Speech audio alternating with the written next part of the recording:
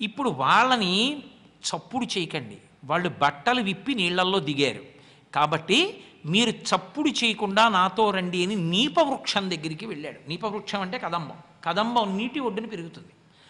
ఆ కదంబ వృక్షం దగ్గరికి వెళ్ళి వాళ్ళు విప్పినటువంటి బట్టలన్నిటినీ కూడా తీసుకుని ఆ చెట్టు ఎక్కి కూర్చున్నాడు. వీళ్ళు జలక్రీడలాడారు అని ఉంది భాగవతంలో. అంటే నీళ్లలో కొంతసేపు ఆడారు.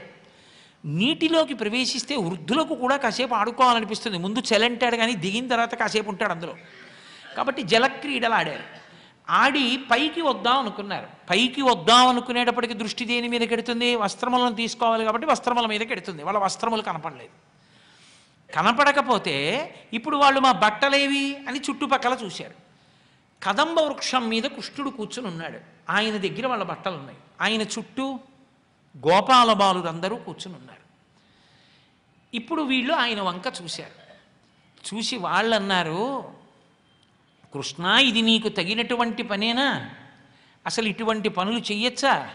స్త్రీలు స్నానం చేస్తున్నటువంటి ప్రదేశం దగ్గరికి రావడమే దోషం. ఒకవేళ వచ్చినా మేము ఒడ్డున పెట్టినటువంటి బట్టల్ని నువ్వు తీసుకుని కదంబ వృక్షం మీద కూర్చోవడం అనేటటువంటివి అసలు ఏ విధంగా చూసినా కూడా సమర్థనీయమా?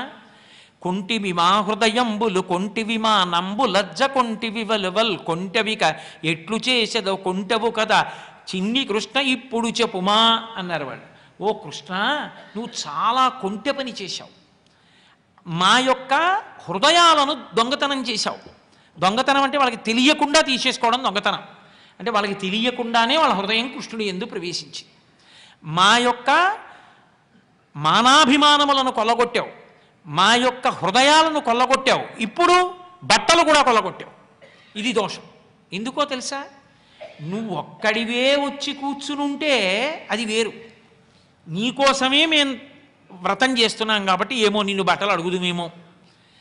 నీతో గోపాల బాలుని తీసుకొచ్చి చెట్టు మీద కూర్చోబెట్టి మా బట్టలు ఎత్తుకుపోయి మమ్మల్ని వచ్చి బట్టలు తీసుకోమంటున్నావే, ఇది ధూర్తచేష్టితం కాదా? నందమహారాజుకి నీ మీద ఫిర్యాదు చేయవద్దా? నీ పరిధి దాటిపోలేదా నువ్వు అని అడిగారు వాళ్ళు. వాళ్ళేం అమాయకంగా ఊరుకోలేదు. అంటే ఆయన అన్నాడు, ఎవ్వనిగని మోహించిరి ఎవ్వడు మీ మానసముల నెల్లహరించన్ ఎవ్వటిలే మీకు కోరిమి ఎవ్వనిపై తెలుపరాద ఏనంజుడనే అని అడిగాడు.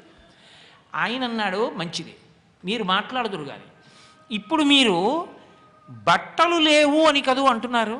బట్టలు ఆవరణములు శరీరమునకు ఆచ్ఛాదించి ఉంచుతాయి. బట్టలు విప్పి మీరు మీ శరీరాన్ని దేంతో ఆచ్ఛాదించారు? ఇప్పుడు నీటితో ఆచ్ఛాదించారు. బయటికి వస్తే ఇబ్బంది, అందుకని రాకుండా నీళ్లలో నించున్నారు కదా. అంటే ఆవరణ ఉందా లేదా? బట్ట లేకపోయినా వేరొక ఆవరణ మీకుంది. వేరొక ఆవరణలో మీరు నిలబడి ఉన్నారు. నిలబడి నాతో మాట్లాడుతున్నారు. నేను ఒక ప్రశ్న వేస్తున్నాను, జవాబు చెప్పండి. ఎవ్వనికని మోహించిరి, అసలు మీకు ఎవరి మీద మోహం కలిగింది? ఎవరు భర్తగా కావాలనుకుంటున్నారు? ఎందుకు ఈ వ్రతం చేస్తున్నారు? ఎవరిని ఉద్దేశించి చేస్తున్నారు? నాకు చెప్పండి అన్నాడు. నీకోసమే అని వాళ్ళు అనగలరా? వాళ్ళు అనలేదు, ఊరుకున్నారు. ఆయన అన్నాడు, నా ఇంటికి దాసులరై నాయాజ్ఞ వహించి మీరు నడచెదరేని మీ అంబరమ్ములిచ్చద తోయమ్ముల వెడలి రెండు తొయ్యలలారా అన్నాడు. నా ఇంటికి దాసులై మీరు నా ఆజ్ఞని నిర్వర్తిస్తాను అంటే మీ బట్టలు మీకు ఇచ్చేస్తాను. నీళ్లలోంచి బయటికి వచ్చి నిలబడండి, నా దగ్గరికి రండి, బట్టలు ఇస్తానన్నాడు. నా ఇంటికి దాసులరై అంటే దాసి అన్న మాటకు ఒక అర్థం ఉంటుంది. ఆవిడికి ఇష్టమా ఇష్టం లేదా అన్న మాటతో సంబంధం ఉండదు. పరతంత్ర బుద్ధి, యజమాని ఇష్టం కోసం తను చేస్తుంది. మా ఇంట్లో ఓ వెంకటేశ్వర స్వామి వారి చిత్రపటం ఉందనుకోండి, అది అయ్యగారు తీసుకెళ్ళి అక్కడ తగిలిస్తున్నారు కానీ అక్కడికన్నా ఇక్కడ పెడితే ఎంత బాగుంటుందో అని ఉంది దానికి. అది నన్ను అలా అడగగలదా? అయ్యగారు అక్కడ పెట్టద్దండి, ఇక్కడ పెట్టండి బాగుంటుంది, అక్కడ పెడుతున్నారు ఏంటండి, నేను అక్కడ పెట్టను ఇక్కడ పెడతాను అనగలదా? అనలేదు.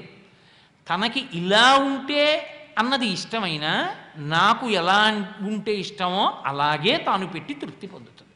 నా తృప్తి తనకి తృప్తి తప్ప తన తృప్తి కొరకు నన్ను శాసించదు.